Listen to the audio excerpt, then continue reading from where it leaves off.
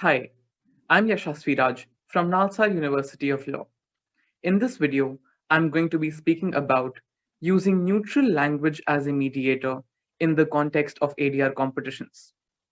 Most comparative score sheets have a criteria on effective mediation skills or qualities of a good mediator. A component of these parameters is always maintaining neutrality. Now, while the opening statement does have an expression of neutrality, that is certainly not enough. It is incredibly important to consistently display neutrality throughout the session, which can be achieved through rephrasing contentious words and body language. Let's break this video up into three parts.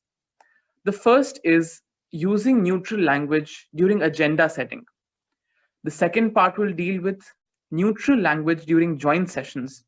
And in the third part, let's touch upon how important neutral language is during a caucus.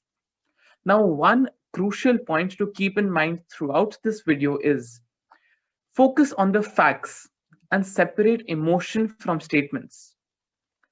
On the first point of agenda setting, a party will usually tell you what their interests are or what they want to talk about in their opening statement. This will generally be spoken in a lopsided manner, which favors the party which is putting forward the agenda. For example, if a party feels it is entitled to compensation, which is a point they want to discuss in the session, they may want to list the word compensation as an agenda point. However, it is prudent to formulate the agenda in neutral language so that it doesn't appear that you implicitly support or agree with any party. So, a way to rephrase this could be to use a term like monetary concerns as an agenda point. Now, using monetary concerns instead of compensation would likely be agreeable to both parties and would likely cover what they want to talk about. And also, it wouldn't show any implicit agreement or disagreement with either party. Another common example is when there is an existing agreement between the parties and one party wants to delete or amend a clause in it. Keeping the agenda as deletion of the clause may implicitly convey that you agree to the deletion. Instead, a neutral way of framing it could be renegotiation of the agreement or reviewing the contract terms. This will allow the discussion to begin from a neutral point rather than supporting the contention of one particular party.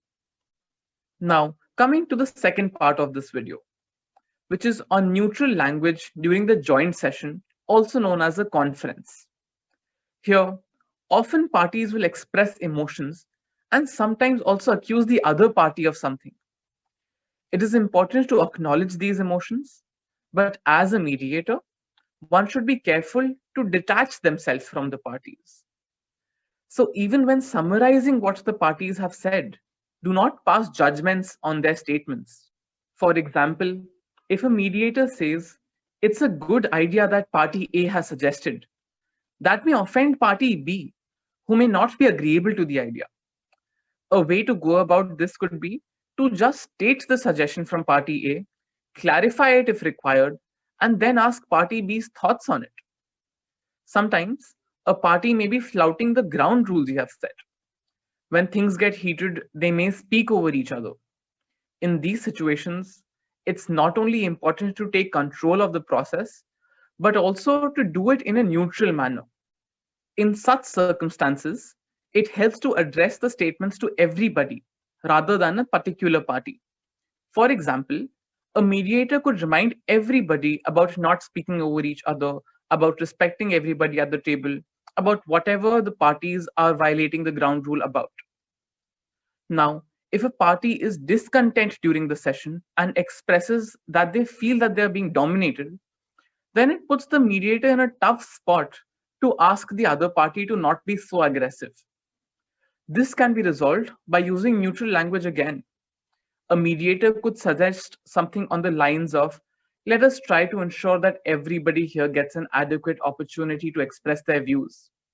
And saying something like this will diffuse a little tension in the room and will also serve the party's purpose who felt that they're being dominated. At the end of the day, it's about acknowledging the emotion, but de-escalating the conflict. The third and final part of this video deals with neutral language during a caucus. Here, since there is only one party in the room, a mediator generally has more flexibility to relate with emotions that are being expressed by this party. While neutrality is still important in these situations, it is equally important that the party feels comfortable in trusting the mediators with the disclosure of confidential information. So there has a balance which needs to be struck. This is possible by asking open-ended questions and by using the existing information that the mediator has to guide the parties in a certain direction. This brings an end to this training session video. I thank the ADR Cell of the Legal Aid Committee of RMLNLU for taking this initiative and for inviting me to be a part of it. To everybody watching, all the best, and I hope you have fun in the process.